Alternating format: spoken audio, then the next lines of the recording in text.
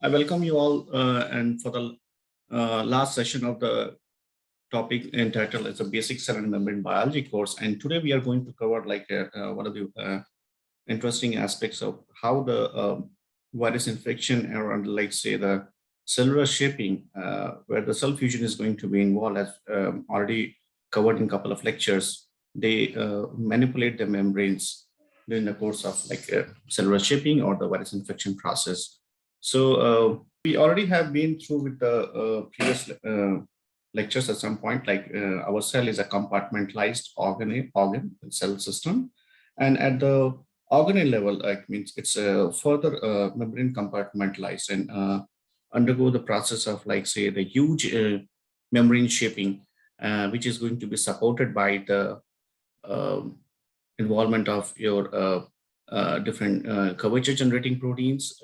The classical ones are the clathrin, and then there are certain curvature sensing proteins, the lipids. They all shape the cells, all the organelles, to take a different diverse structure, shape, so that to perform the different aspect for the endomembrane system to traffic, whether it's endocytic pathways or as well as for the exocytosis pathways.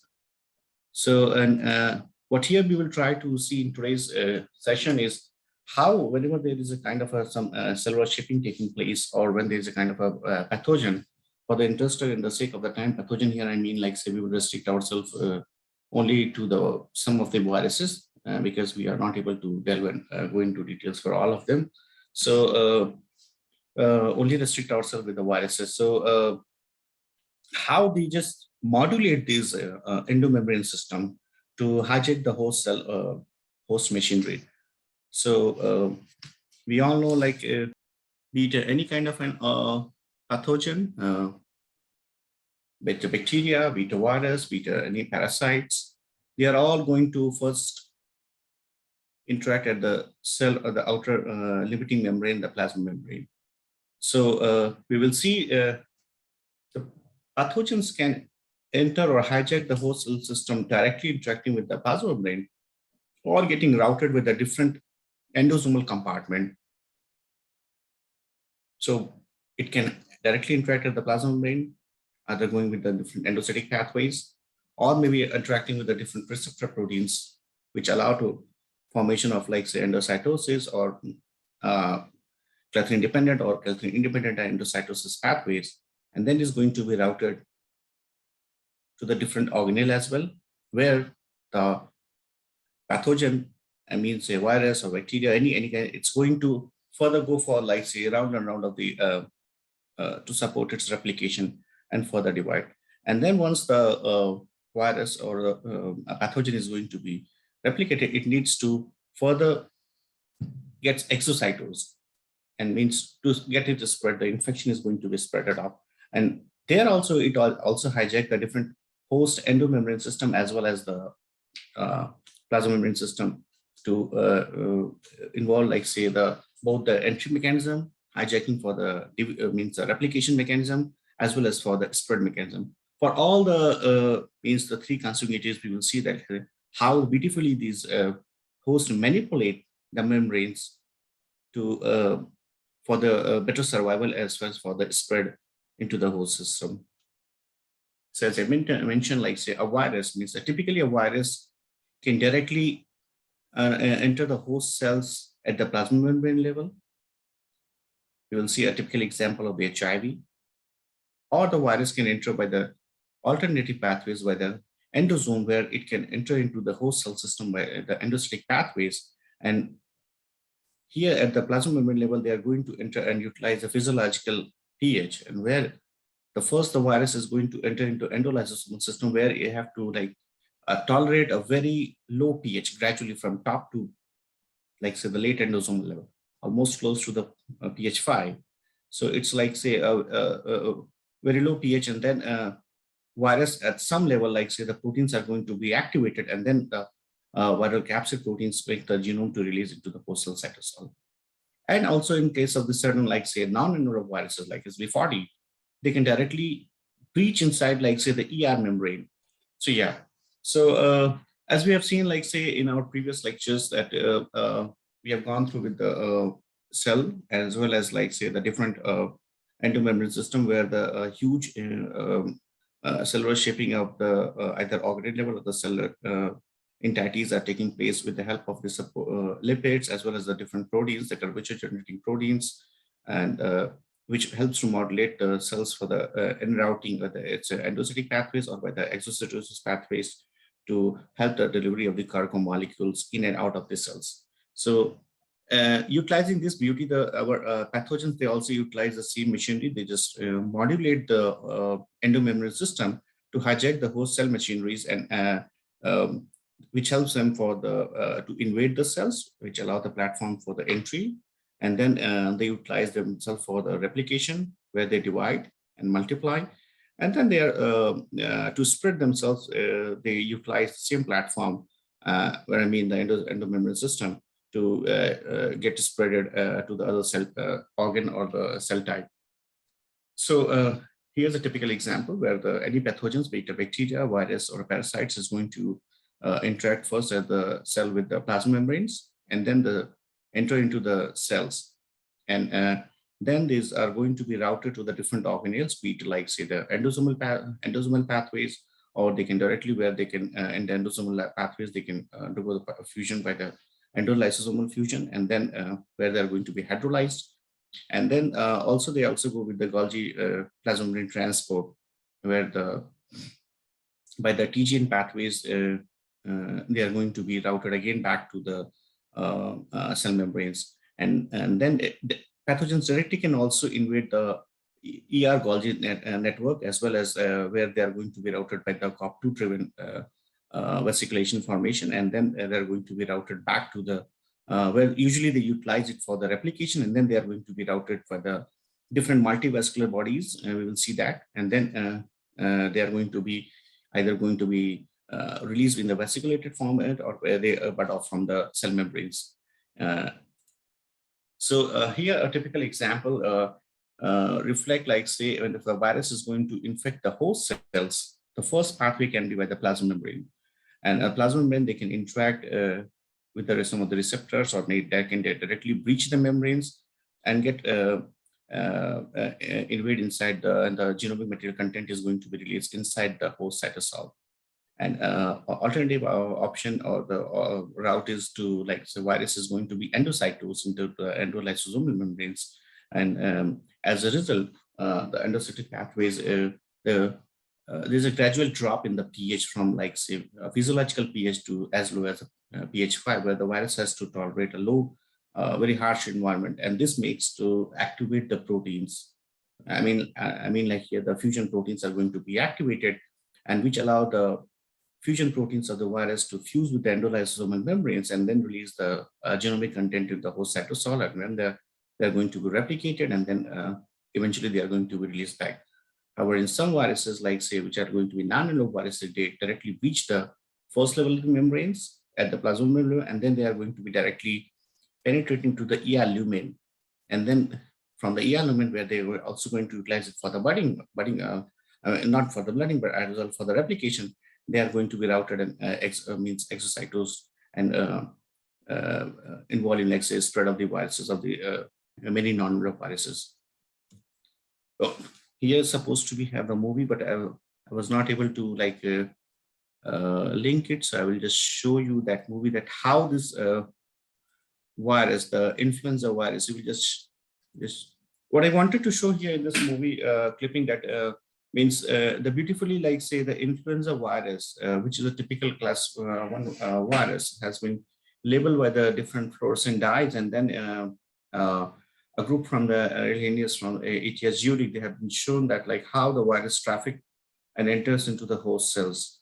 So that was the objective of this movie, that how beautifully you can track the pathogens entering into the host cells and monitor how they route itself from the entry level, port of entry level, and then how they are going to be directed inside the host cellular system with the different compartment. And when the fusion is doing quick, like it's like say the flash of the light, because what the principle lies behind the fact is, I will come to in one of the subsequent slides, like you label the virus with the dyes with the quenching concentration, and whenever the viral proteins are going to be activated, they fuse. And the fusion is going to be like, in a way, like say from the dye, you have not precisely labeled the viral protein here. Either you tag the viral protein with a certain fluorescent proteins, but as such, if you label your virus itself, the dye which is present in the quench concentration, when they are going to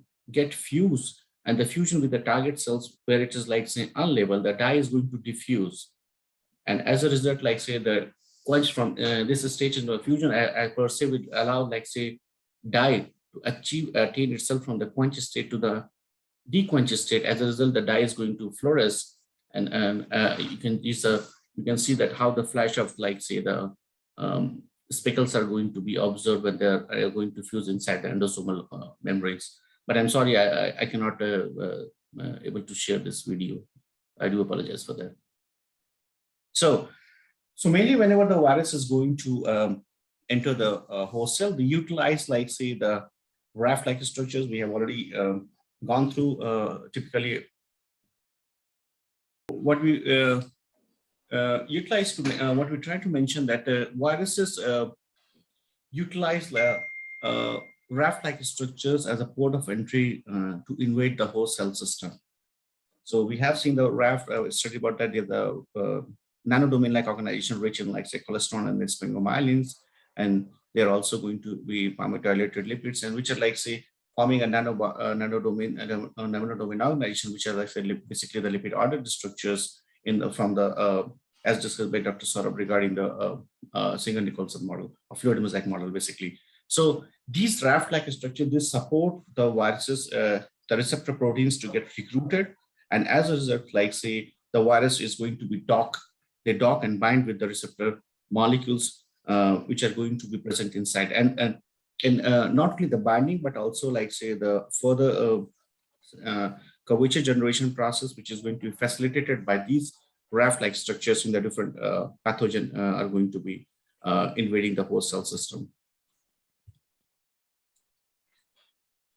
So here is a classical example, like say when the SV40 is going to bind with the MSC class 1 molecules and the co-receptor, the gangliosides, they which are going to be present on the nanodomain-like structure, and they are going to be like endocytosed as a result by the formation of the endocytic pathways where they recruit the caveolin in the caverns, and then it's going to be like say pinched off, and they are routed to the early endosome-like structure. And similarly, like say on one hand, it's like say clathrin-dependent pathways. Many of the viruses, like typically the adeno-associated viruses, they undergo the process by the bad protein. The bad proteins, the GRAF1 is going to mediate, like say the ARF1 pathways, which we discussed before. They are both are going to contribute in the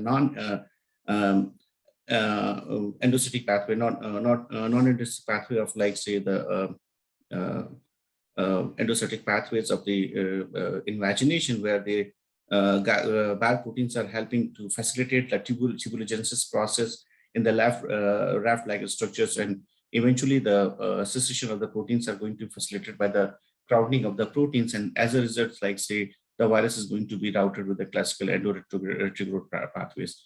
And here the a typical example of like say how the slide is not moving. I'm not still moving. Yeah, it's on the screen. Can you see? Is this moving? No.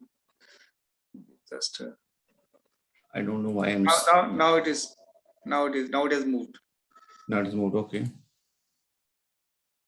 So I'm on the same slide which I was discussing before. So on the right panel, we will see that how the adeno-associated viruses are going to be endocytosed in the RAF-dependent pathway. However, they are not going to involve the clathrin-independent pathways.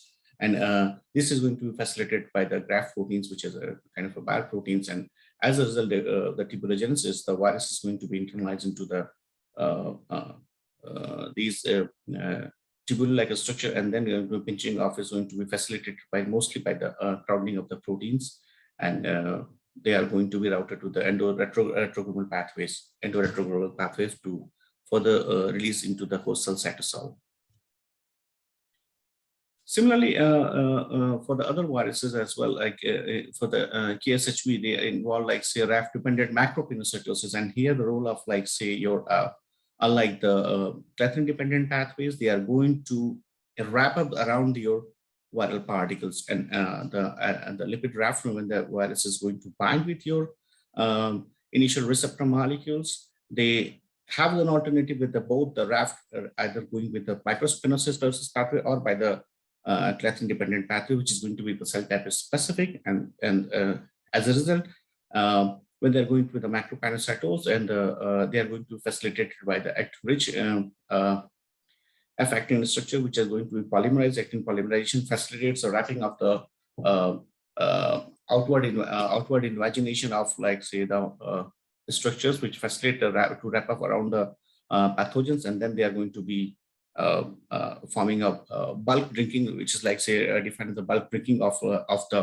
pathogens, and as a result, the pathogens are going to be like say wrap up around the huge vacuolar structures, as well as like say means they have also an option to depending on cell type. They can also undergo the clathrin-mediated endocytosis, where the typical pathway of like say clathrin and the CMV coming to the picture, facilitated by the role of the dynamic pinching process.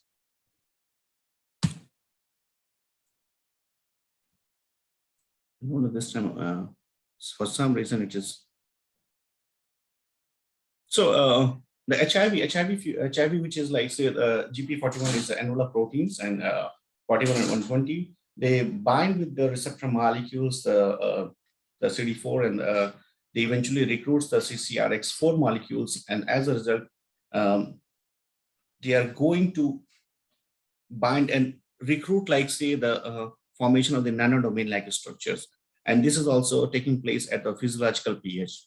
And but a recent study from like say date back a decade ago from the Gregory Milken, they also paper published in the Cell. They also say HIV can also undergo the process by the endocytic pathways with the different mutation studies, as well as with the different inhibitor used for the endocytosis. They show that HIV can also undergo by the endocytic pathway. So, but it all depends on the type of the cells where it's going to infect a cell type specific. But in general, like say Bob Gallo, what Bob Gallo has been supported in the other group, it's like a common acceptance that HIV binds with the receptor molecules. They are going to be aggregated by the coalescence of like say your liquid ordered-like structures, and as a result, after the fusion process is going to be mediated by the envelope protein, which we'll see in the subsequent slides. The genomic content is going to be released directly into the host cell cytosol, and not only for the entry, the HIV also use the GAG-rich domains for the budding process as well, where the GAG proteins they recruit, like say in the anionic-rich lipid raft domains, where they are trying to the GAG proteins they multimerize a complex form, and as a result they induce a curvature change, and this curvature change helps in the budding of the viruses, and which reflects like say how the virus is going to be released into the different host cells, and as a result it helps the spread of the virus from one cell to the. And this is like say an elegant example, like say recently shown by the Lucas Tan group, and where they have shown like say the HIV means what they did like. I just wanted to show the one. Yes.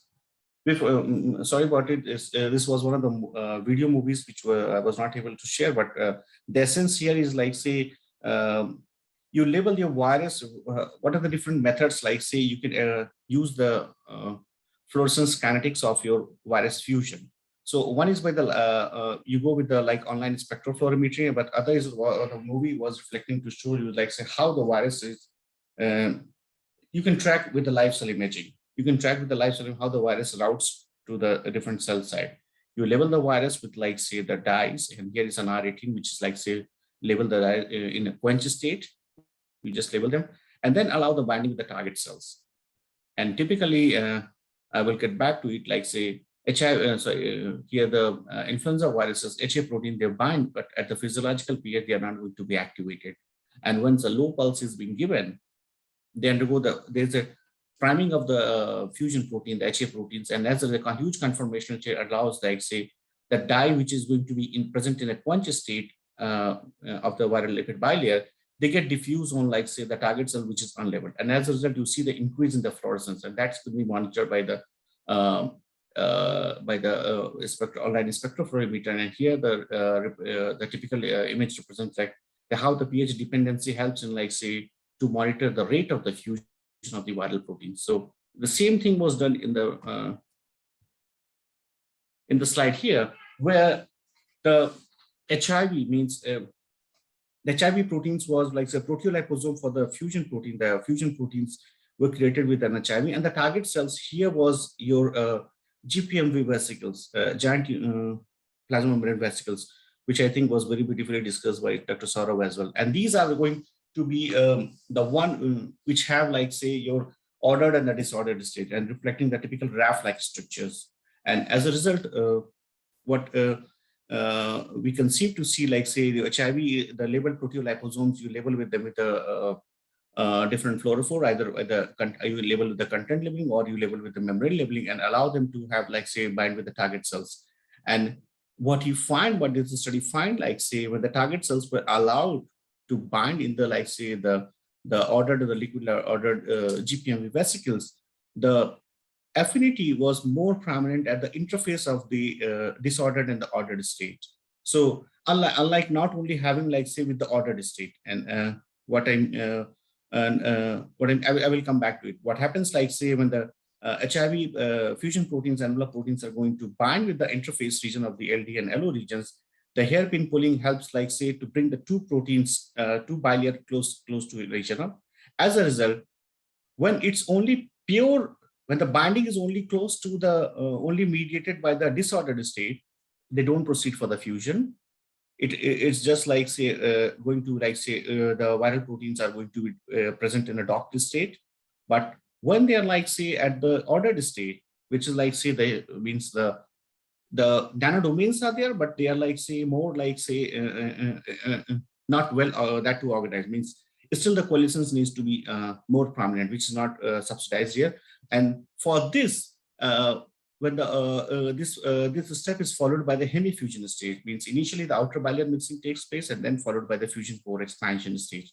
But when the interaction was at the interface of the ordered and the disordered stage, the membrane means the amphipathic helix penetration of the fusion lipids of the fusion peptides allowed to create, like, say, a more curvature region at the interface region. And as a result, the fusion core means they can even bypass your hemifusion state.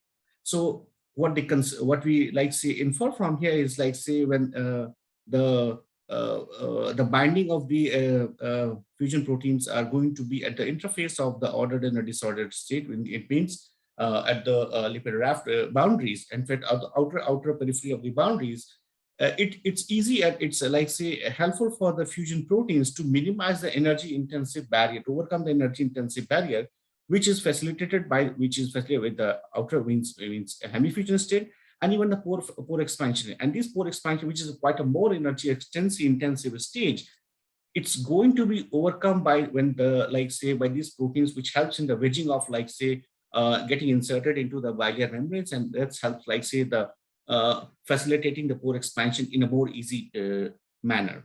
So that was the essence of this beautiful experiment done by the Lipstam group. So what we do see, like, say, whenever the viruses are going to, like, exploit the different pathway of the intermembrane trafficking pathways, they bring a change in, they make a huge change in the lipid metabolism. They recruit the protein in the plasma membrane. Different proteins are going to be involved by the fusion, by the different lipids are going to be involved in when they're going to fuse in the endolysosomal membranes, and they get routed to the ER membranes and ER Golgi complexes, where they use the huge lipid different type of the lipids for the replication platform. And they also, some of the viruses, like, say, the flaviviruses, they utilize the lipid droplets as a kind of a, like, say, organization, as well as, like, say, as a budding platform. And then they are going to be, like, say, routed, and when there's going to budding process tainted, the different lipids, like the anionic lipid rich rafts, are going to be utilized. And as a result, what we mean to say, like, say, the infection led to have a huge change in the lipid metabolism. And a growing picture, as discussed before in our previous lectures as well, that what kind of a different lipids are coming into the picture, at least at the interface level of, like, say, the contact site, which is not yet explored a lot in details, how they are going to support, like, say, the either the viral replication platform, or even some sort of, like, say, the viral budding process, or even from the cell to cell spread. That's going to be, like, say, profiling of such a lipid is going to be, like, say, kind of it holds a great future in this area. So a typical, like, say, means whenever the virus is going to, viral fusion proteins are going to encounter the receptor, the first level is, like, say, the receptor protein, means the fusion proteins. Here we take an example of the typical, which is a well-studied influenza HA proteins. A typical structure is, like, say, the trimer of the it's a homotrimeric structure, and here it's, like, say, one of the monomers which has been shown. And in general, they have, like, say, globular head domains, and then the stem domain, and which is, like, say, followed by the transmembrane rich domains, membrane anchored regions. So this is one of the, like, say, in literature from the viral perspective point of view, virus fusion point of view, it's a well-defined structure which has been studied a lot, and it is an unconfirmation. The globular domain have, like, say, the receptor binding domain. This helps, I'd say, to bind the HA proteins with its receptor molecule, and receptor molecule is going to be the salicylic acid. And apart from that, if you go with the topology of, like, say, the HA proteins, other than the receptor binding domain, they have a fusion peptide domain, which is in the vicinity of, like, say, the two big domain HA1 and then HA2. Initially, whenever the proteins are going to be synthesized from in the ER, they are, like, say, in the HA form, HA0 form, which is, like, say, uncleaved form. But the typical, like, say, the furin dependent cleavage allow them to adopt, like, say, the protein conformation where the cleavage helps to adopt, like, say, HA1 and HA2 structure. And this helps, like, say, in a HA1 structure, you have, like, say, the binding domain region. And at the close to, like, say, the cleavage side, you have a fusion loop region. But initially, this is a pre-complex, like, say, with the pre-fusion stage. This initially, the trimeric structure is the pre-fusion stages, where the virus fusion proteins can directly bind with the receptor molecules. And this binding will bring us some sort of a, like, say, the conformational change in the proteins, so that the proteins are going to attain a metastable conformation. So from, like, say, the pre-fusion stable conformation, they will achieve for the metastable conformation. Mind it, and the receptor, they are going to bind at the plasma membrane level. So it's still, they are not going to fuse. Your fusion peptides are going to be hidden inside it's but deeply buried. These are the rich hydrophobic rich alpha helical regions. So they are going to be buried inside these trimeric regions. But still, like, say, from the pre-fusion conformation, once they are bound to the receptor, they can achieve, like, say, the metastable state. Now the virus is going to be endocytosed and then tolerate the different pH level. So mind it, like, I will come to the cell fusion. At least, what is the trigger response?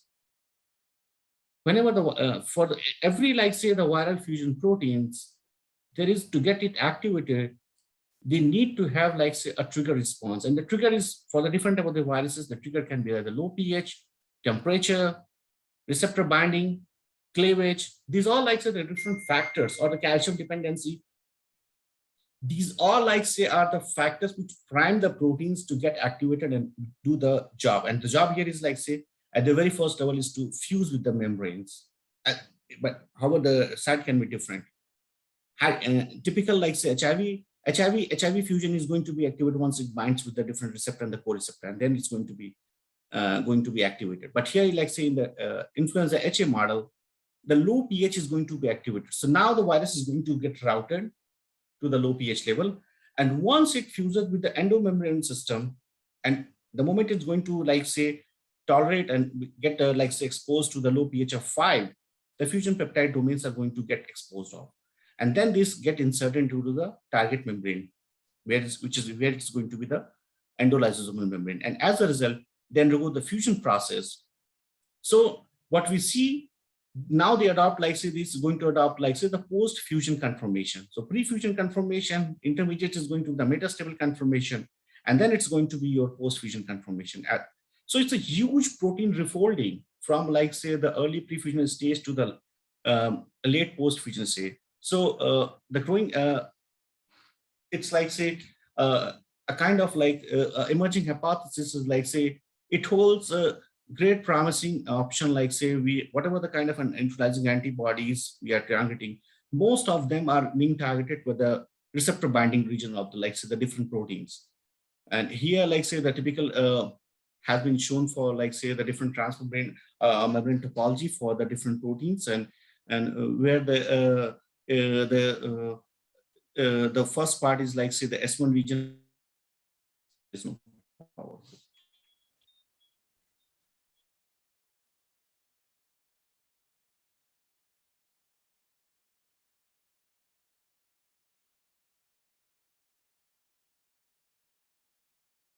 Is going to default, this is going to be inserted into the membrane. And then all the membranes, all the typical fusion proteins are going to have HR1 and HR2 regions, followed by the transfer. These HR1 and HR2 regions, they help the job, they do a great job. Other than the fusion peptides, which get inserted into the membranes to facilitate the fusion process, the HR1 and HR2 are the one which are going to wrap up and forms, like, say, the 6 helix bundle structure. You see, this has been shown in the case, like the left panel, it is shown in, like, say, the HIV protein. This is the trimeric structure of the envelope protein of the HIV, and how they interact in, like, say, the cartoon with the cell membranes. And a typical, like, say, the how when they refold back in the post-fusion conformation, how the HR1 and HR2 are going to interact with each other and forms a 6 helix bundle. This is a highly thermostable structure. And this formation of this 6 helix bundle facilitates the job to bring the 2 bilayer into the close proximity. This is a tool, means once the hemifusion stage is achieved, the further, like, say, the pore expansion stage is going to be facilitated by the steps forming involvement of the 6 helix bundle. So it's a huge energy intensive process. The job what we discussed before, in certain cases, it's going to be mediated by the lipids, but at least in the virus infection, it's mediated by the protein, a single protein itself. We will come to it, like, say, in certain cases, it's not only single, it's not done by the only single protein, it's done by multiple protein. Say for the moment, like, say, in the case of the HCV infection, E1, E2, E3, different proteins are there. And also, like, say, in the case of the, like, say, the paramyxoviruses, the 2 different proteins. One is protein is doing the job for the HN. HN is doing the hemagglutinin neuraminidase mediates the job of the binding. However, like, say, the F protein is doing the job of the fusion. The 2 different proteins are doing the 2 different jobs. But here the HA is such a classical protein that it has a function. It can do both the job. But it's going to be the priming of the fusion protein is done by the, like, say, the low pH. However, in case of the HIV, the priming is done by the receptor binding, and the receptor binds, it's refold back, the HRA and HRB region refold back, and this refolding helps to expose, means the membrane anchor fusion peptides are going to be anchored with the target membranes. Over here you can see, and then formation of the 6 helix bundle.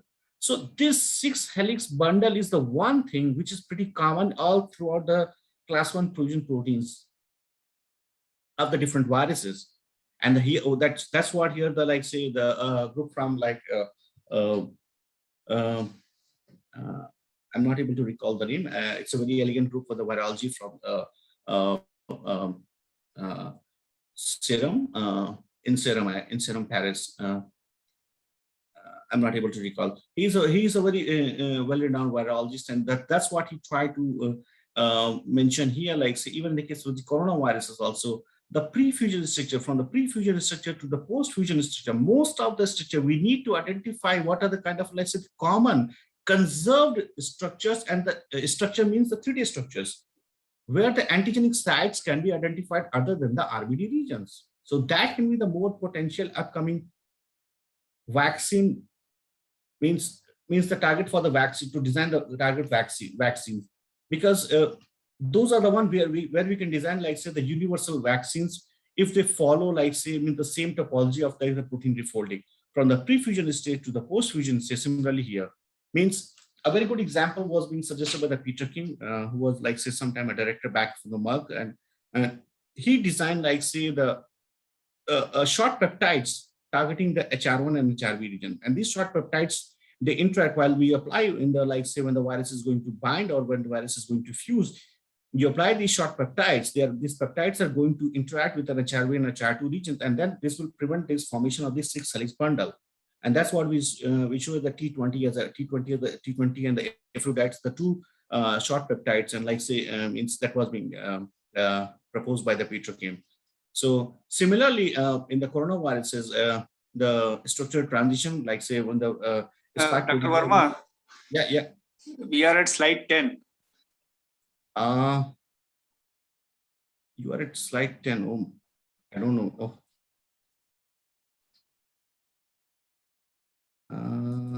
I was at slide 13.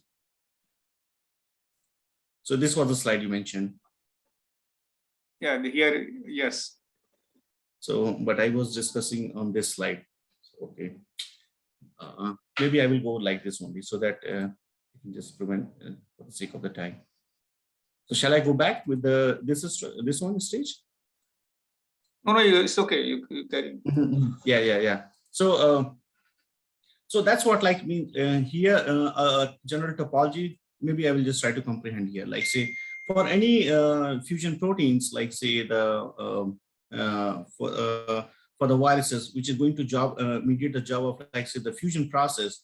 A typical topology involve like say the global, it's a homotrimeric in nature. That's the one very well conserved in all the class 1 fusion proteins of the viruses, influenza, HIV, today what we see, the pandemic with the COVID-2 or the SARS coronavirus family, they have a globular head domains followed by the stem loop region, and the head domain is the one which is going to be interacting with the receptor site, and this helps with the binding of the target receptors.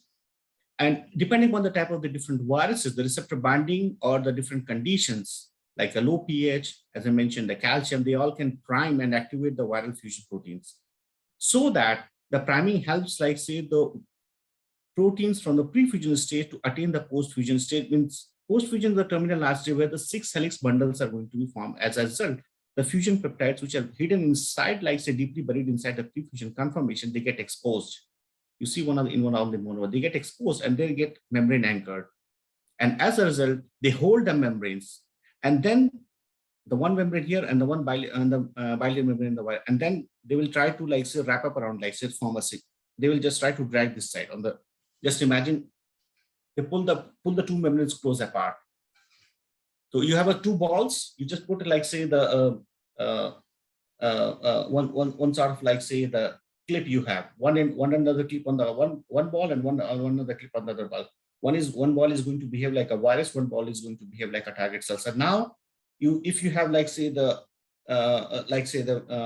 fusion loop region straight, and if you try to refold back the pins, the hairpins, what they will do, they will try to pull the two balls closer to each other.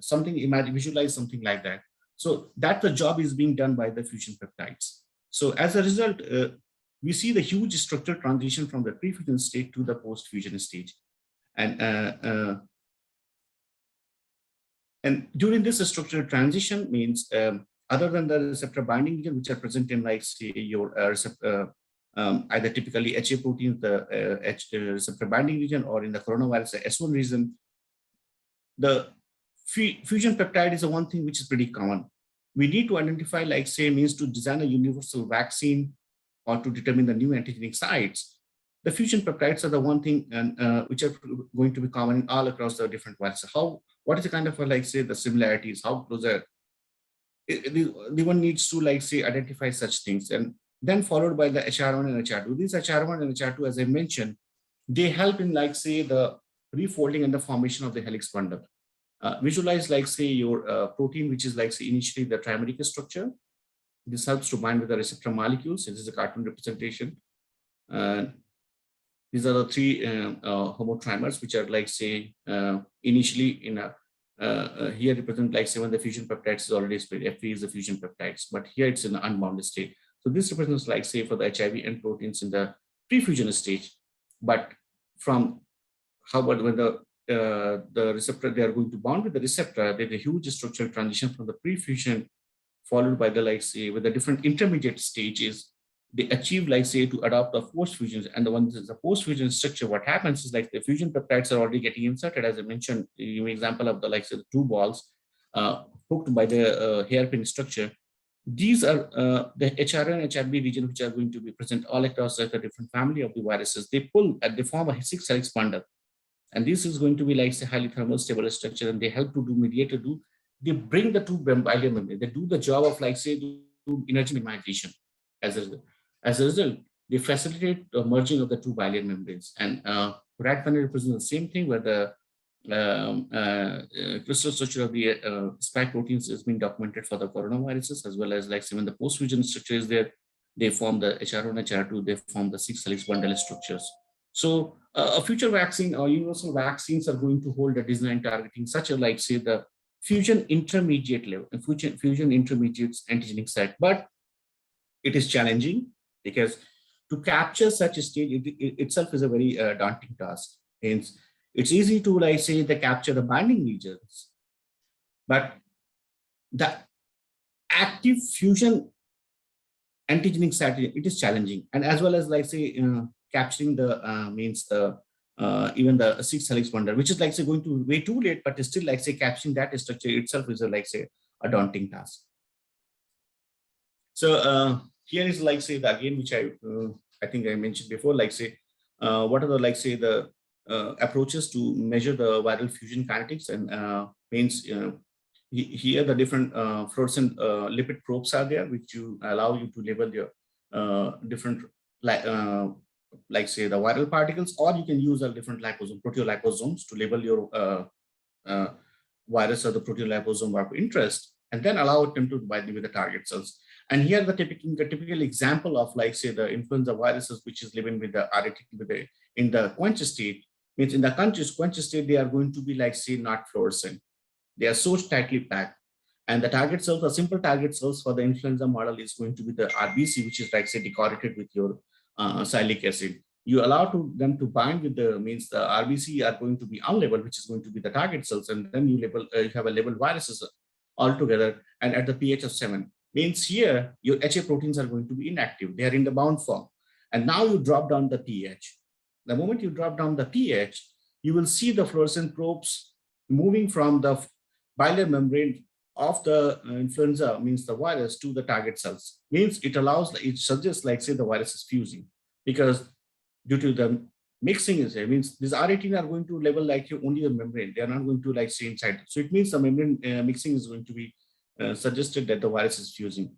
So pH is the one like say the factor, as means we can study with the different other factors as well. And here the rat panel is suggesting the spectrophlorimetry data, where the pH dependency of the fusion rate of the fusion kinetics has been suggested for the viruses, how they undergo the process of like say the entry when the low pH is being tolerated. So but one thing also I would like to say, like when they are being primed and when they are being activated, the viral fusion is going to be of the order of the millisecond range, very fast. Similarly with the intracellular vesicle trafficking, which are going to be mediated by the like say the snare mediated trafficking. I mean, that's also going to be like say very fast, of the order of the millisecond. So as a result, like say we can see the very fast fusion, means and then the neuronal like say which are going to be involved in the like say the hormone release, in the cytokine release. These processes are going to be very, very, very fast, of the order of a millisecond. But when I will come to like say for the cell fusion, they are relatively very slow, very slow. So that's a one difference, like say in the viral fusion or the intracellular fusion protein, intracellular vesicle fusion compared to that of your like say the cell fusion. So then in addition to like say the entry, the viruses or the pathogens, they also exploit like say the virus for that replication, and then depending on like say the different viruses, once they enter into the host cells, the replication machinery is going to be involved like say either the ER or the Golgi or the different means endomembrane system. And then as a result, like say when they are going to be budded off, like means the budding off is going to be involved like say the GAC proteins, which in the cytosol is going to be your basically it's a dimeric proteins, and they are going to be recruited to like say the anionic rich regions. So they determine the site like say where the budding process will be initiated. So and these are going to be like, say, the proteins which are like, say, PR5 GAG proteins, like, say, the N-terminal region is highly basic in structure, and this allows, like, say, to interact with your, like, say, the anionic lipids, which is enriched with the PIP2. I think it's in the next slide as well. Yeah. It's going to be in the PIP, means other than, like, say, when they are going to be trafficked towards, like, say, the endosomal membrane. So after the synthesis of, like, say, the proteins, they recruit, like, say, the GAG proteins which are initially in the dimery. They are going to be UV annihilated, and then they recruit the BPS30 BPS proteins and the TSG, which are the classical endosomal sorting complexes, and that helps, like, say, the GAG proteins, the viral GAG proteins, to get enriched into the anionic lipid-rich domains, which are going to be where they are going to recruit the, like, say, the PI3 kinases. And as a result, with the hydrolysis, they're going to have, like, say, enriched with the PIP2. And as a result, like, say, when the HIV GAG proteins, they recruit the other accessory proteins, like, I mean, they allow, like, say, the genomic content to get wrapped, as well as, like, it also helps, like, say, the accessory proteins and the ubiquitinated proteins to get, and even, like, say, means during the process of budding, they can also means involve, like, say, or wrap up around with the certain other membrane proteins. They're like the tetraspanin and those things, which are going to be on the viral, means when the viral membranes are going to, they have, like, say, the cell protein, the tetraspanin protein. So these all proteins, they just means helps, like, say, in the viral budding. But GAG protein itself, like the oligomerization of the GAG protein, they helps in, like, say, generating the curvature. The change in the curvature means itself, one is going to be, like, they determine the site is going to be by the anionic lipid raft regions.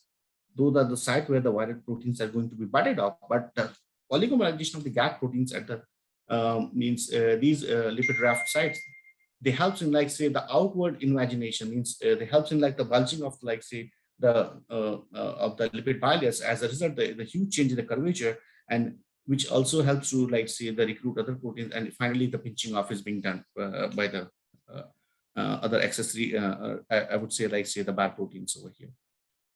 Now, and that determines, like, say, the how the coronavirus proteins are going to be entered. Replication cycle of the typical coronavirus, we all have been I think at some point we have gone through familiarize ourselves because we are sailing through this pandemic for the last 1.5 years. So here the virus is going to, spike proteins are going to engage themselves with the ACE proteins, and depending on the family of the different beta coronavirus family, they are going to first interact with the ACE2, either with the SARS or the SARS-CoV-2. However, in the case of the MERS, it's going to be a receptor is going to be TPP4. And as a result, they are going to be endocytosed. And then after the endosomal fusion proteins, although it's not well characterized yet, how the fusion process takes place in the endosomal level, it's not yet very well characterized. Clearly, it's a very new virus. So now the genomic content is going to be released, and then they hijack the ER endosomal system, ER platform system, where they're going to be, like, say, utilize the platform for the, like, say, the virus replication by the formation of the double membrane vesicles. We'll come back to it. And then utilizing this platform, they are going to be either released directly on the plasma membrane or by the exosomes. So it's a typical, like, say, the replication cycle for your of the coronaviruses. So we see, like, a huge membrane rearrangement takes place in, like, say, in most of the viruses when they enter, and if they are going to egress the system, means when they're going to be budding off the system. So ER-derived systems try to develop a different curvature-rich small vesicle bodies, and you see, like, say, from the ER, the double. We will come back to, there are different type of the, like, multivesicular bodies, the DMV, the double membrane vesicle bodies. It can be single membrane vesicle bodies, where the virus, they allow themselves to replicate. And as a result, why they, like, say, these are, like, say, the typical, like, say, the virus platform for the replication. They protect themselves from, like, say, the means the immune responses of the host cells, so that they can protect, they can hide themselves from the immune responses. And then the viral machinery is going to be developed inside, like, say, this confined zone. And as a result, when the assembly is going to be, like, say, ready, they are being trafficked outside and for the viral sectors. And here we see, like, say, how beautifully in the double membrane entities these SARS-CoV-2 are residing inside, and then they are going to be, like, say, means it's a beautiful study, I guess, from shown from some Brazilian group with all the EM studies, and they all like say entrapped in these double membrane vesicles, and then eventually they fuse with the endolysosomal. This is the first thing. This is the first observation. I think one.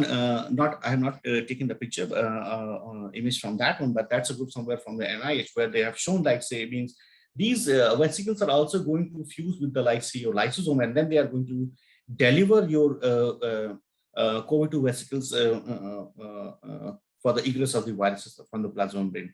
So I think that's one recent studies which has been covered, like how the other than entry perspective, how the egress of the SARS-CoV-2 and how the spread of the SARS-CoV-2 is taking place. That was being discussed in some that paper. I think probably published in Cell or Developmental Cell. I'm not very sure about at this stage. So. So that's where, like, say, how these different membrane replication complexes are being formed, and these are highly curvature-rich structures. You see, like, say, means as we see in the case of, like, say, the COVID-2, the double membrane vesicles are being formed, then the multi-membrane vesicles are being formed. The different zippered ER structures are multivesicular bodies, which we see means which we always sometimes get confused with the ER exosome as well as the multivesicular. But the ER is like say somewhere they fall in the range of like say 100 nanometer, but multivesicular bodies are somewhere around like say 100 to 1000, 100 nanometer to 1000 nanometer or micron, something like somewhere around like this. So those are the kind of like bigger organelle. So they all like say are going to be shed off means from the cell type. And these are the different, like say the different vesicles which are being identified in the case of like this is the EM picture where the different viruses, the dengue viruses, and the like say the tick-borne encephalitis viruses, they all utilize like say, the different vesicles for the replications, and that has been nicely pictured and beautifully in this article in the Journal Cell Biology. So. These viruses, they also like say utilize the ER as a platform, and it has been shown like say means as if in the case of like say the HCV as well as the case of your flaviviruses, I mean the dengue viruses, they utilize the ER to form like say the membrane web-like structures, and these membrane web-like structure is being initiated by the one of the accessory proteins or the NS5A protein accessory proteins at the ER platform. And what they do is like say they recruit like say the PI3, PI4 kinases, and as a result, the wins are going to be rich in the PAP2, and as a result, they recruit like say one of like say the tetraprotein, the OSPP, which are going to be not only the tethering protein, but it also helps in like say the shuttling of like say your cholesterol and the sterols. So.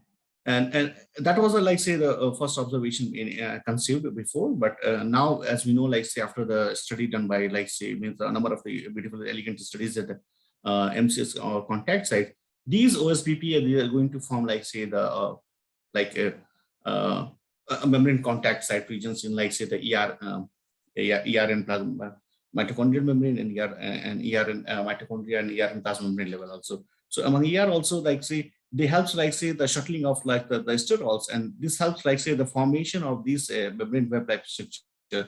And these membranous web-like structure in the ER, they helps right not only like say to allow them to virus to replicate, where the virus replication is going to be done in these like small vesicular double membrane structure, but they also helps in like say the organization of the means they also help like say means the capsid proteins, their capsid proteins are going to be synthesized. They also help in like say the further organization of the encapsulation of these nucleoproteins inside the these membranous web-like structures. And but a beautiful aspect was also noticed, like say these ER web-like structure, they interact with, they have like say they form like say the contact site with the lipid droplet, and lipid droplet is something which is like say, as we discussed before, these are like say the hydrophobic port, like say rich in the neutral lipids, typically your ceramides, and these viruses in most of the cases sometimes they utilize it for the like say the nutrients, and here they have been like say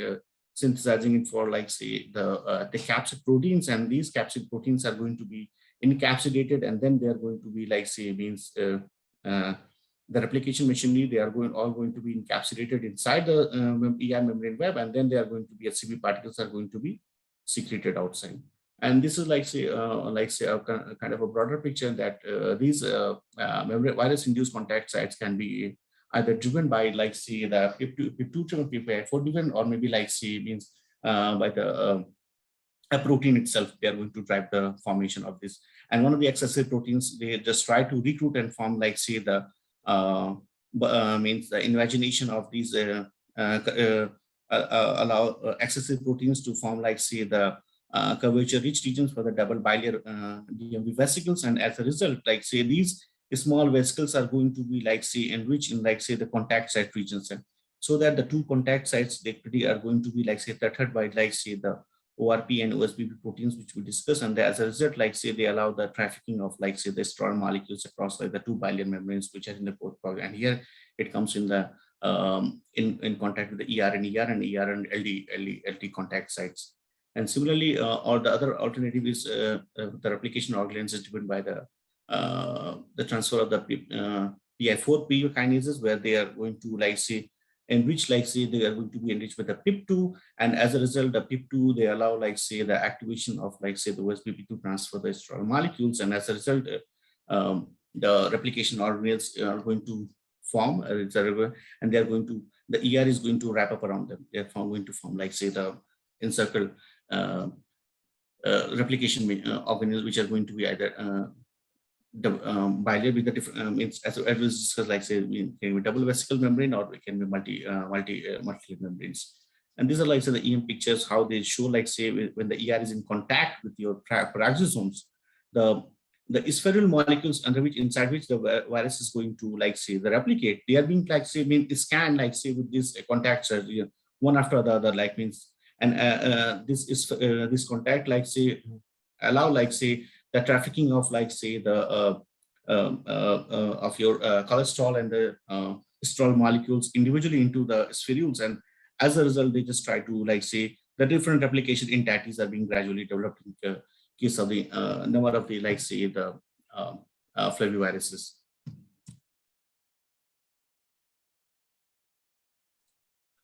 Oops, sorry.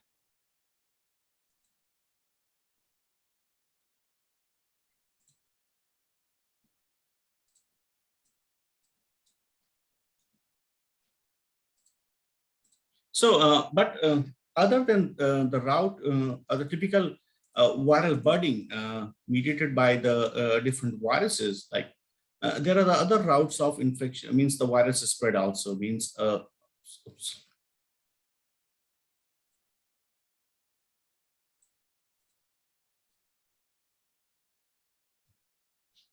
So the other routes of the virus spreads can be like say means in with the direct cell-to-cell transfer means, and that's going to be like say the one we talked more about, like say the release of the vesicles means in the form of like say your exocytosis vesicles, or it can be formation of the cell-to-cell spread by the multinucleated synthesia, where like say the cell fuse means the viral proteins are going to fuse with the means. Typically you have like see a fusion protein sitting on one of your cell type, and if the receptor is going to be present in the vicinity of the cells, they will fuse among themselves and they form the multinucleated giant cells, as what we observed in the case of the SARS-CoV-2 infection. And there's a ARDS responses. They typically like say fuse a lot and they form like say the multinucleated synthesia.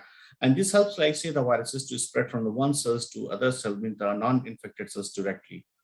Or they can be facilitated by the means the junction complexes, which is going to be pore formation is going to be mediated by like say the Nexon-like structures. So, and in addition to that, an emerging hypothesis has also been shown for the tunnel-like, the TNT-like structures, like means one of the virus means they have a TNT having structure, like say they are going to facilitate, means something kind of like say one cells emanate like say a kind of like say structures which are going to meet and means a very thin structure, presence of like say the microtubules and the F-actins. And this F-actin helps like say to protrude like say from one cells, and then they are going to touch the other cells, and then they like say that they both fuse. But interestingly, if you see like say when they fuse but they don't expand, there's a fusion, means the lipid at some points are going to like say hemifuse, and then they form a pore as well, because the two cell volumes are going to be connected, but the pore doesn't expand as if a typical, like say, membrane fusion pathways. How this is going to be happen, like means why the pore expansion is restricted in, like say, TNT, it's not well documented as such.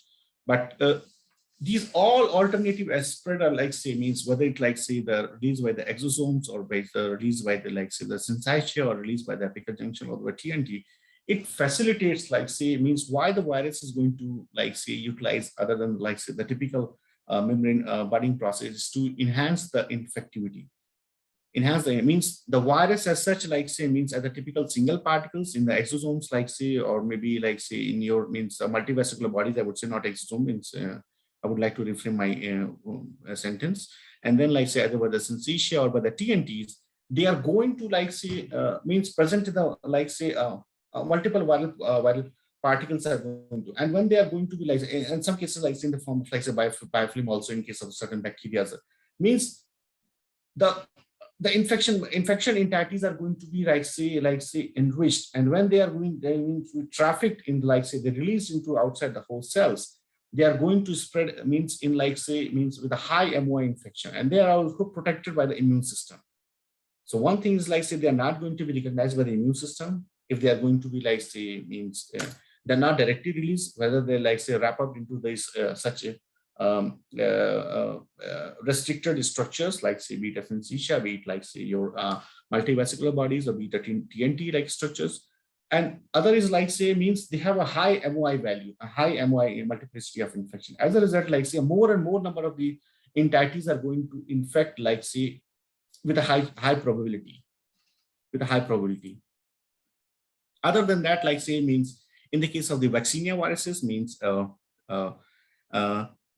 binding of these the vaccinia viruses, they, when they interact with the outer plasma membrane, means the plasma membrane, the cortical actin regulates or recruit, like say, your different VAS proteins in a row dependent signaling kinase manner, and as a result, the virus as such is going to flip outside your target cells, but a growing proteasome means a doing filament-like structure is going to be formed by the formation of F-actin. Remember, F-actin is going to be the one thing which is like to push your cells to form, like say, the means the tail-like structure, which is a kind of a, like say, driving force to modulate, like say, the membrane curvature, and as a result, like say, the cells which are going to sitting next to the means the infected cells, they are going to, like say, allow the virus to interact with the receptor molecules, and as a result, further these viruses are going to be uptaken by the target cells. And other than that, like say, in some of the cases recently by the Waltham groups from the Yale, they have also shown, like say, means the F-actin is going to allow, like say, both the cell types or one of the cell types allow in some way formation of, like say, the different actin filament-like structure, and which allow, like say, the surfing of the viruses across these highly curved structures, and as a result, they interact when the virus is going to surf around this structure. The receptors are going to be highly localized on these, means one of them is the target infected cells, where they're going to be, like say, the membranes or the viruses receptors are going to be localized here, and one of them is going to be the virus, and they are going to be enriched only in these highly curved structures, or from one direction, they can also, like say, means virus is going to be pushed on these highly curved structure, and as a result of the highly curved structure, which are of the order of nanometers, are going to typically bind with the target cells.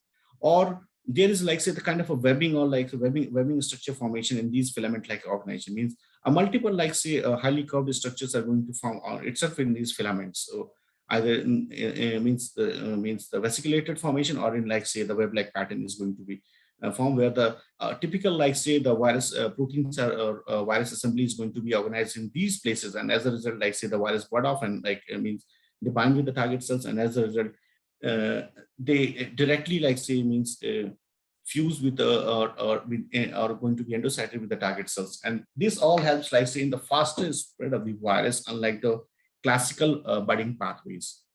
So we see, like say, here all, like say, the changes are being facilitated by the F-actins, which are going to be the one of the driving force to bring the curvature change in the different form. So one thing we discussed, like say, one is a pathway of, like say, the EV biogenesis or the exosome biovesicles means, and the line of differentiation lies in the fact that either from the early endosome or from the late endosome means the multivesicular bodies are going to be formed, and then they're going to be exocytosed into the outside of the cells. And these exocytic vesicles may have, like, say, your either the virus entities or means the virus itself can part off. So means it's a kind of a huge debatable discussion going on. Means a virus particles also fall in the range of, like, say, 100 nanometers or something, and the exosome vesicles are also going to fall in the same dimension. But if you see the biogenesis of these proteins, like, means on one half you see, like, so how the viral particles they butt off, means they put, like, say, the different escar dependent pathway, the tetraspanin, as we discussed in the case of, like, say, the HIV budding process, the HIV GAC proteins, and similar, like, say, some of the proteins are also helping in, like, say, the EV vesicle biogenesis process, like, say, the escart and those things. Escart, these all proteins, they help in, like, say, the process.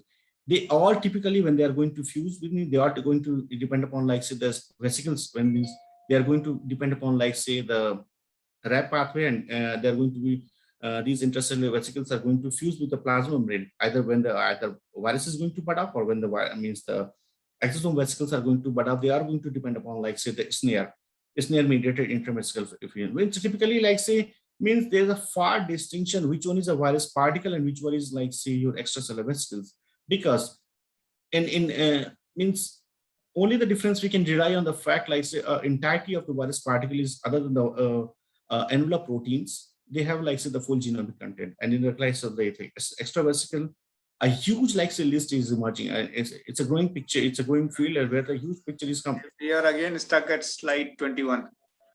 Oh, it's slide 21.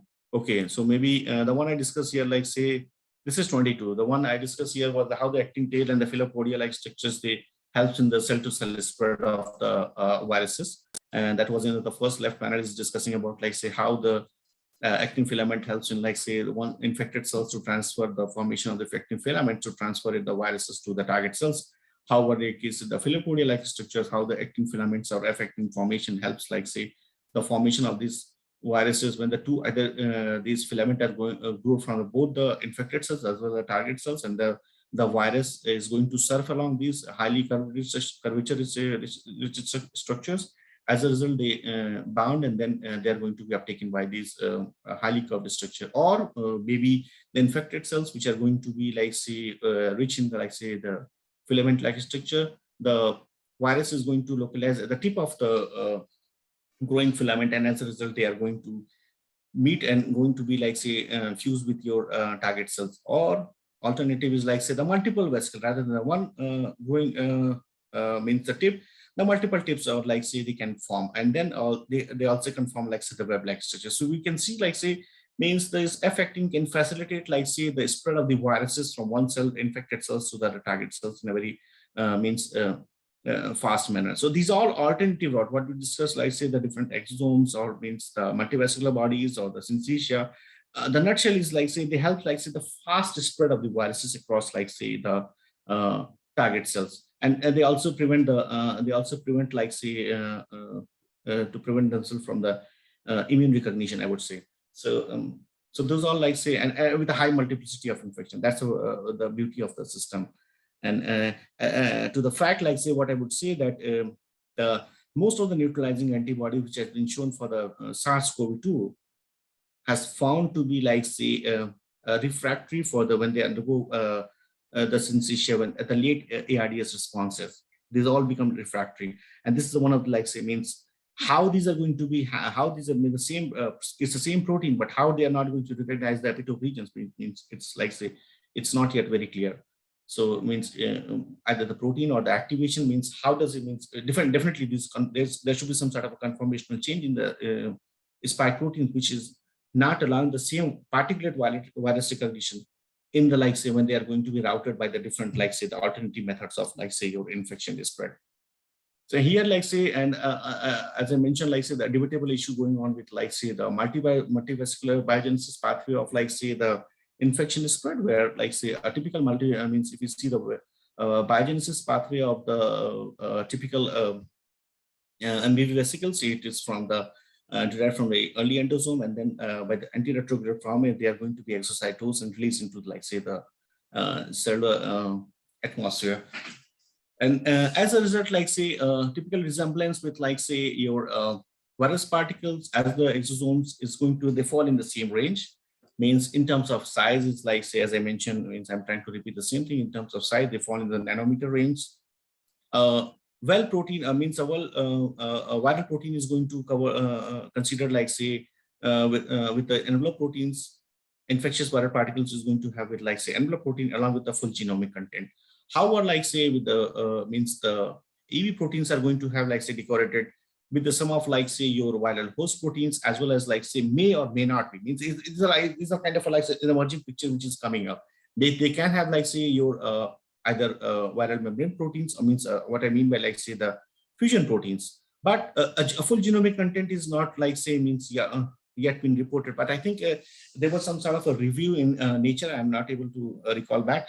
In some of the viruses, one or two, typically one or two, they have been also able to identify even in the like say the EV vesicle, the full genomic content of like say those viruses in the EV. So it's like say a kind of like say whether like say the EV or the entirety, the viral entirety, they are like say how close they are and how different they are. That's like say because from the size wise and from the biogenesis, what you see in the right hand, how the biogenesis pathways are also going to similarly or probably overlap. So this all like say makes to like say helps to categorically like means with the growing research, like say it's tough and challenging like say to distinguish between the shredded virus particles and the shredded extracellular vesicles. Means how close they are and how different they are from like say each other. Whether the EV vesicles are like say can they be like say behave like a viral particle, or like say means they cannot, means and it all depends like how the viruses are going to be like say means because the biogenesis is same, but at least the kind of a the protein which are going to be decorating the EV vesicles, if they can be like say infectious on their own or not, these are like say the kind of like say the pressing questions which are like say people are trying to address in the same. And when they are the EV vesicles are going to release, means picture can be also, they can be either endocytose with the target cells, or they can fuse with the target cell, or they can have like say undergo the interaction with the means the receptor dependent pathway of the interaction with the target cells for the uptake of these exosome vesicles. So and the picture like the same, like say you label the exosome vesicles, and then you go with like say with the measuring of the different fusion kinetics or endosomal kinetics with the either super resolution microscopy or the confocal microscopy, and with the your online spectrophlorimeter studies. So then I will also try to how like say means cellular shaping takes place in the cell to cell fusion process, unlike what we discussed about like in the viral membrane fusion process, where the typical one proteins are involved. Like many of the cells in our under physiological conditions, they undergo the process of fusion, unlike what we discussed yesterday by Professor Samita as well as Dr. Amrit. Means placenta and osteoclasts are the cells which are typically undergoing the process of the fusion, and many of the cells like means our life begins with the process of like sperm-egg fusion, the which led to the formation of the embryos, and then the trophoblast cells lead to formation of a huge giant placenta, term placenta, which is like say having like almost a billion of these cells, like one of the biggest transient organs existing in our human body system, and all because of the fusion. Myoblasts cells, 1/3 of our body mass is where the muscle cells are the fused, undergo by the fusion process. And beautifully discussed yesterday by Professor Samita about like say the osteoclast and the macrophage fusion process. And typically going notion is and they even in like say the pathogenesis also, because they are possibly involved in like say the different infection as well, where they are known as the giant cells. And a growing picture is also like say possibly the cancer cells can also undergo the fusion, but still like say it's a kind of a debatable, and like say means people are trying to uncover the means how and how it's going to take place. It's the same like say means other than the cell to cell, what we have shown. Other than cell to cell, the fusion can also take place at the autofusion level. Means at some point, like means autofusion level, the cell fuse within itself with the same cell, as if in the case of like say the neuronal cell fusion and the or the neuronal repair activities, where it has been shown the neuron ends are going to fuse with the other neuron. So that helps like say has been beautifully shown in like say the C. elegans and worm model, where the AFF1 protein, the first well characterized protein for the eukaryotic well-characterized protein AFF1, and EFF1 has been shown to be involved in the membrane repair activity of, like, say, the C. elegans, where we typically known as mineras. And the other aspect is, like, say, our blood vasculature system. Means at some point they have to merge. Means the vasculature develop, but they have to, like, say, the fuse. We don't know how it goes.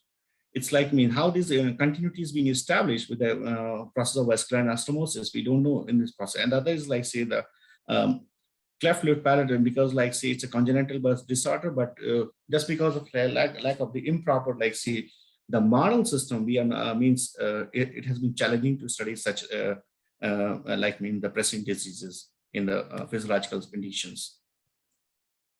So unlike the viral or intracellular vesicle fusion, the process which is going to cover, like, say, the fusion involving all the fusion process, whatever we mentioned or discussed about, at the end time point, they undergo to form a sensation-like structure. But before, like, say, the actual fusion state, it's been preceded by the number of the pre-fusion steps, means the prerequisite. But although these are prerequisite, means the cells have to undergo the process of differentiation.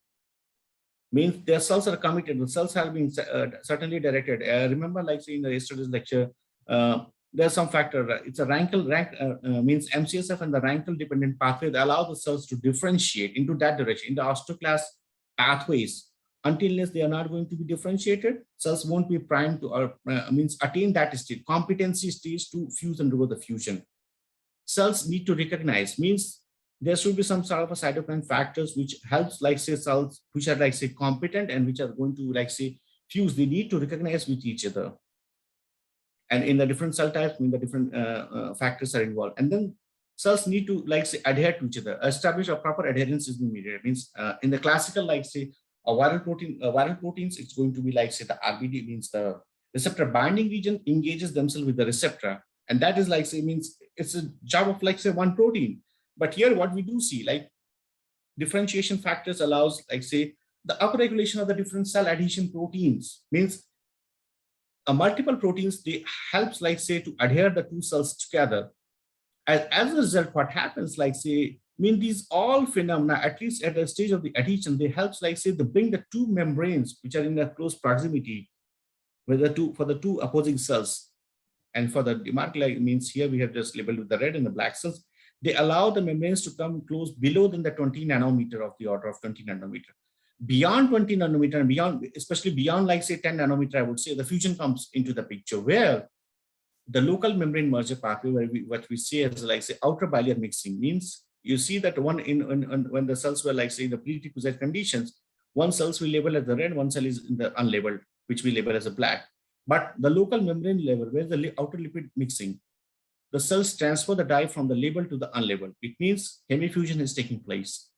And then followed by the small pore expansion, which is allowing the synthesis formation. Two cell volume connects to each other.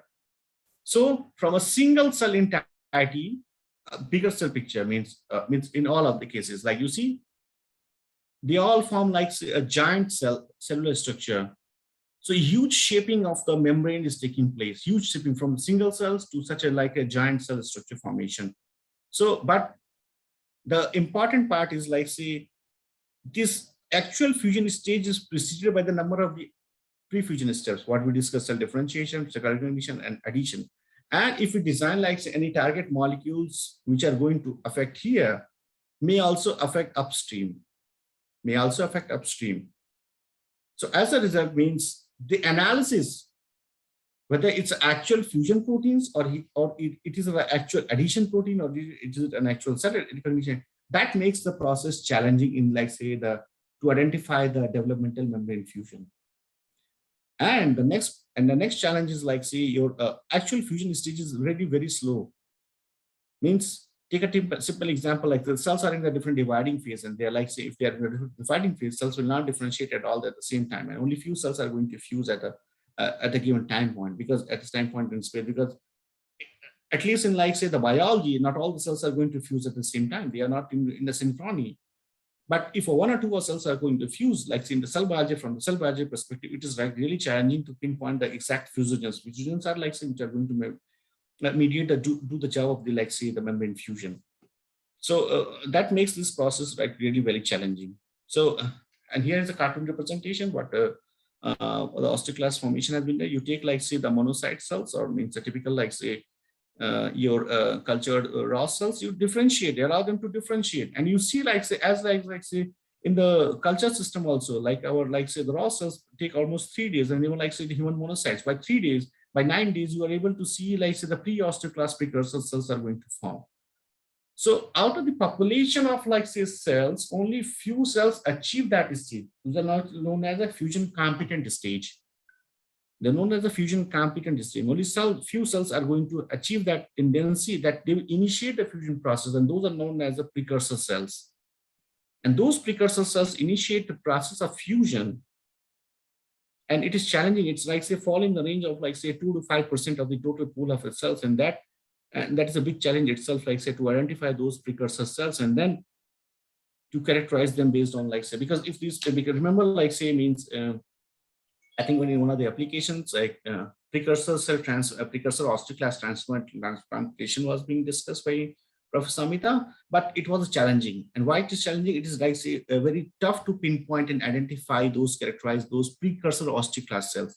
Be it in like say means here we are talking about like say osteoclast. It is also the case in the case of the myoblast, where like say these stem cells, the satellite cells, they need to be get reactivated to get like say involving like say membrane repair activities. So here is like say one of the movies, like say we'll try to show you like the left panel is the cells where we have not used the like say, because what I do here, like say if you put like say during the course of differentiation, I'm coming back to this picture. We allow the cells to differentiate, recognize, and then cells will adhere to each other. They will undergo the process of fusion. That's going to be the normal case. And that's what we will show in the slides in the movie, which is in the left panel. So you see in the left panel, like these are the osteoclasts, the huge osteoclast, mononucleated osteoclast with the 2 nucleated, 3 nucleated, 5 nucleated, we don't know means yet. And as discussed yesterday by Professor Amita, these all are like say already the multi-nucleated osteoclasts, but still they are not fusing. And even if the fusion goes somewhere, it's like say tough to catch here. Are you able to see that?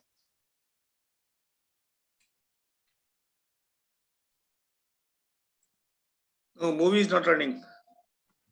It's not running? No. My God, what's up? I can see in my videos. So maybe later, yeah. I don't know what's I can see in my laptop it's running. So, oops, what's an issue?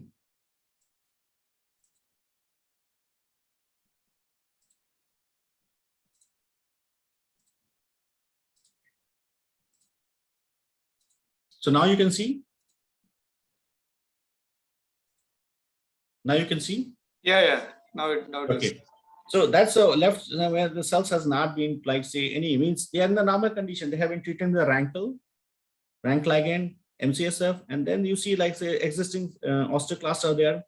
There are a bunch of osteoclasts with different nuclei, but still they are like contacting each other, but they are not fusing. Maybe some of the fusion you may see captured here if you are very good. I will run it again once more.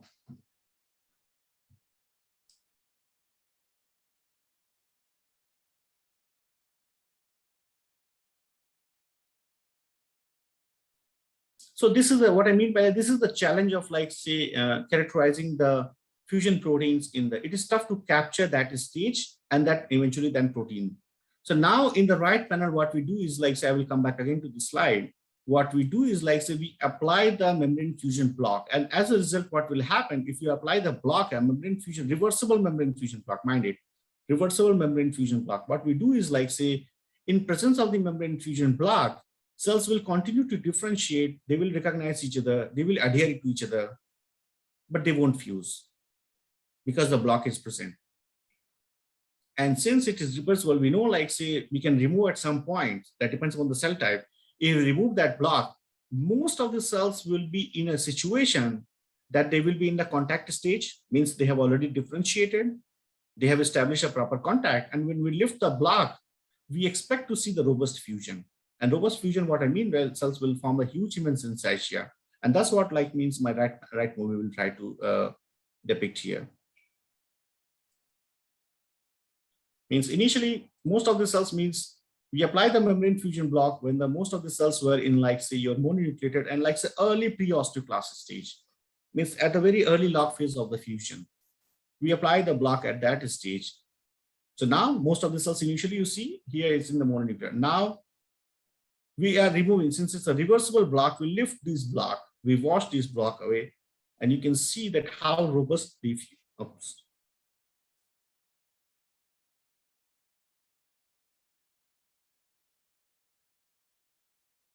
So that's an in vitro model system which we created to study the cell fusion. So it's everywhere.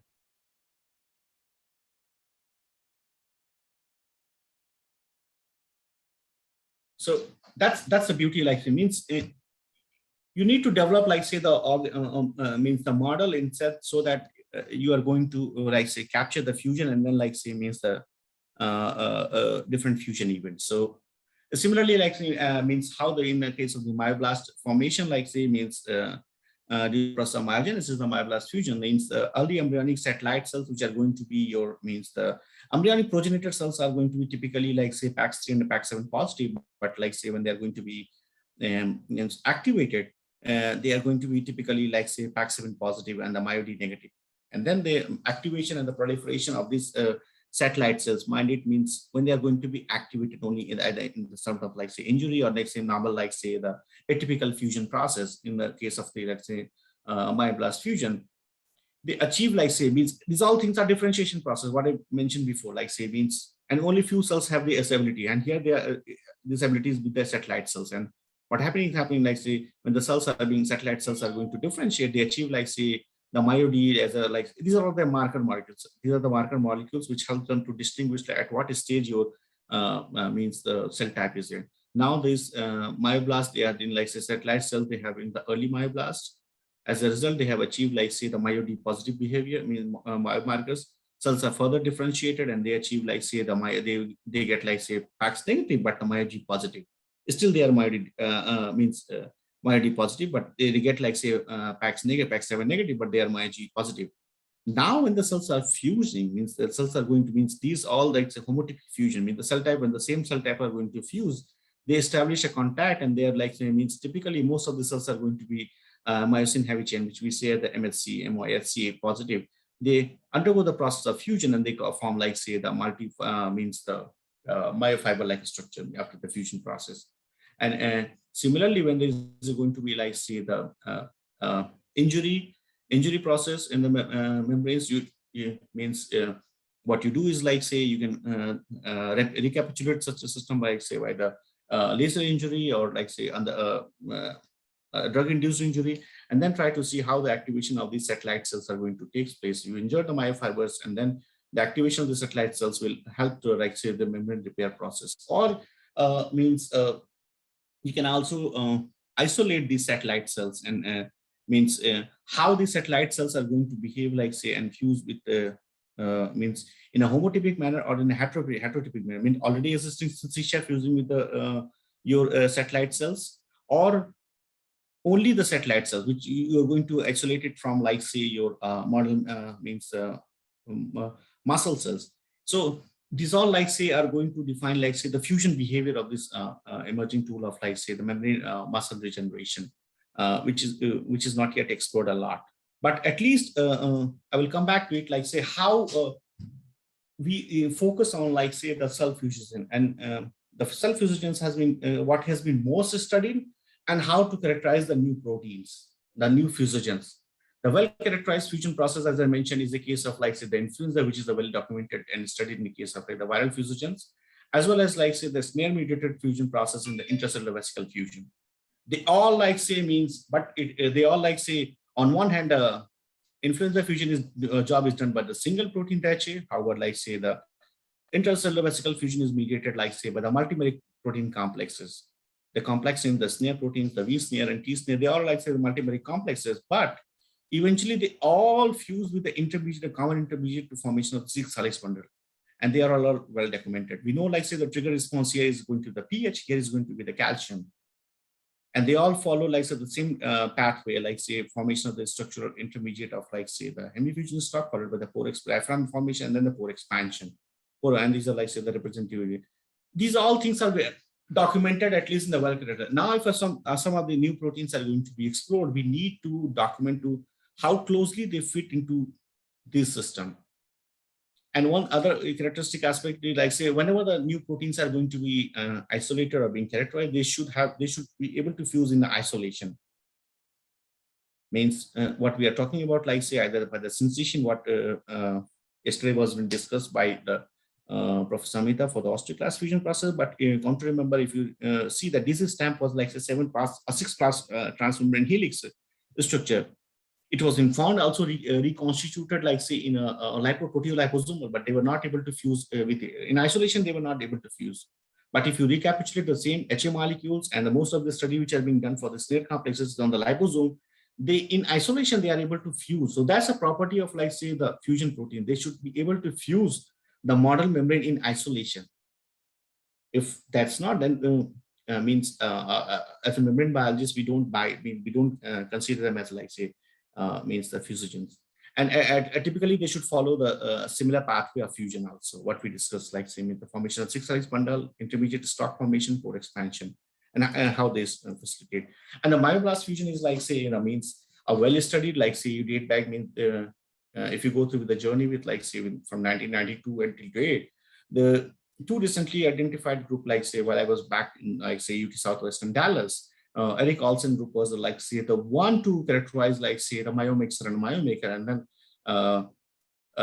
it's a long journey, you see, from 1992 to 2017. But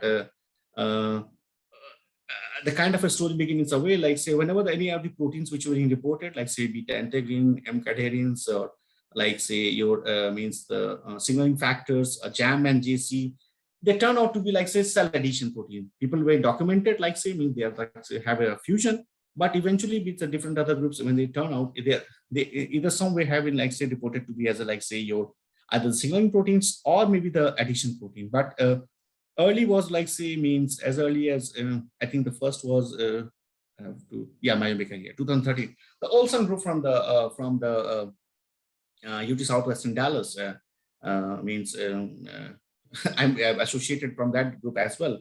So they were the first to identify the myomaker in, like say, your murine model, and then also, like means they were also to identify, like say, the myomergin. The minion was something later, which is, like say, the PS binding proteins, and the functional aspect, like say, means how this myomaker and the myomixer protein, the two myoblast fusion proteins, they are going to fuse the membranes. They are being characterized by Doug Millay and it's the Lonia Chernomodic from NIH, and they identify, like say, at what stage they are acting. Means initially, as we discussed, like say, means the two cells which are, like say, fusion competent cells, they come close to each other and they interact with the, like say, with the phosphatidylin receptors and the expression of the phosphatidylin serines. The phosphatidylin serine act, like say, kind of a, like say, the flagging, hey, I'm here now. It's a site, like say, I'm the cell who is going to, like say, ready to fuse. And then as a result, they recruit, like say, the formation of, like say, the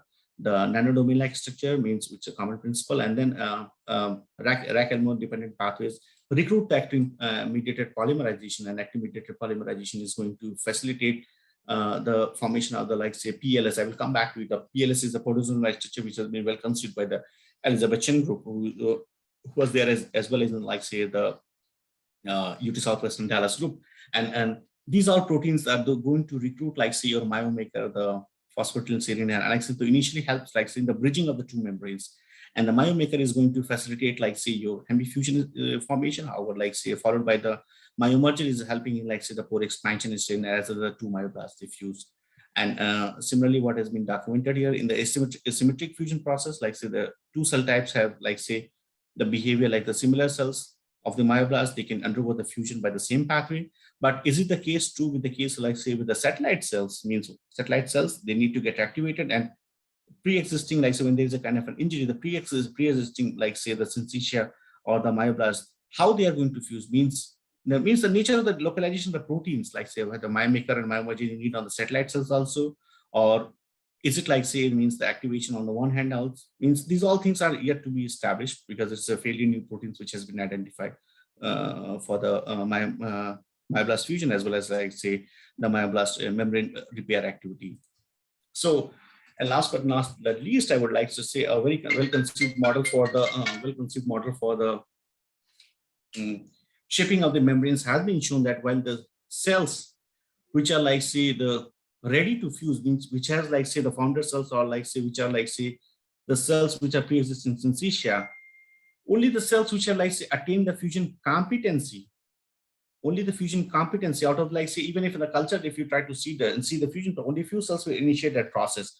Those are going to be like say the fusion competent cells, and to pick those fusion competent cells can be kind of like say the in transplant therapy. It can be a very good approach, but a challenge is like say to identify those based on like say the markers, which is not yet characterized for most of the fusion process, I would say. And it's very well established in the case of the fly model in the case of like say a Drosophila fly model, where the fusion competent stage by the develop like say the PLS like structure, the finger like proteasome like structure formation, where they just try to like say imagine you have a balloon here, and then you try to push the balloon like say you bring the two other like say the cell type and try to push the balloon in the form of like say fingers, and as a result like say this will allow like say means with the formation of the actin polymerization rather than the finger. You just try to actin polymerization, try to invade the cells, the target cells where you're going to fuse. And here is like say the pictorial representation means the actin has been labeled with like say the actin filament has been labeled with the with your either you can label them with your phalloidin or as well as with the reporter plasmid as well. And what you see like say these invadosomes like structure has been found and they're being pushing into the founder cells, and resisting force is being generated by the actomyosin cortical means the actomyosin complexes as well as the spectrin which are going to sit on the other side of the membrane. And this resistance force as well as like say the pushing force, they helps to form like say the pore like structure in like say the your target cells as well as the competent cells. And as a result like say your means in one of them means that's like say yet to establish how many ports are going to be required like say to make the full fusion. So but that's a kind of a debatable topic in this area, means it's still not very clear, but we assume like say even a single pore is able to facilitate like say the two content mixing, and as a result like say means the pushing and the resisting forces helps like say to generate like say the pore formation where the fusion proteins are going to localize on the tip of these proteasome PLS like proteasome structure. And to resolve such a structure means the protein localization, it's a challenging job, means we need like say super resolution microscopy for such kind to identify and what in stoichiometry they are going to be localized on such a PLS like structure. It's like say a kind of a like say a challenging area, like means how they facilitate to do the job in like say the cell fusion models, in the different cell fusion model, I would say. So it's the same thing what has been cartoon representation being done, like means by the recruitment of the WASP and like say the row activities or row signaling activities that it initiate like say the actin polymerization, and these actin polymerization push the competent cells into the target cells, and target cells have a like say the resistance being developed by like say the actin cortical sheet, which are also going to be supported by the spectrin molecules. And spectrin is something you have like say spectrin molecules in the classical RBC cells. They just try to prevent the membrane leakage. So if they are going to dissolve, then the membrane breaks, and that's and the same thing is happening here. But at least the presence of the spectrin, they just try to push. You see, the spectrins are going to localize only in this region, enrich in this region, myo2 and these regions. Myosin and the spectrins are going to be localized in these regions, and as a result, like say when the fusion pore is established, they dissolve. The actomyosin is going to be dissolved, and this is going to be dissolved, and then is a process of like say pore expansion. So how the hemifusion and the fusion pathways are going to be established in these proteasome-like structure, which are going to be highly localized and highly curved structure, means these are going to be like say not only involved like say the actomyosin, but also definitely the curvature CGP proteins are also going to be involved, and it has been very well documented by the Alonia Chanda model group. The CGP proteins and the like say the group, I'm not able to recall. And it also shows like cell fusion is also going to be dependent on the CGP proteins. How and they are going to regulate and facilitate this proteasome structure formation. It's like a kind of a hot area, like say, to explore in this direction. So with this, I would like to thank you to all of you, and we'll be happy if there is any questions and any of, like say, doubts which you have.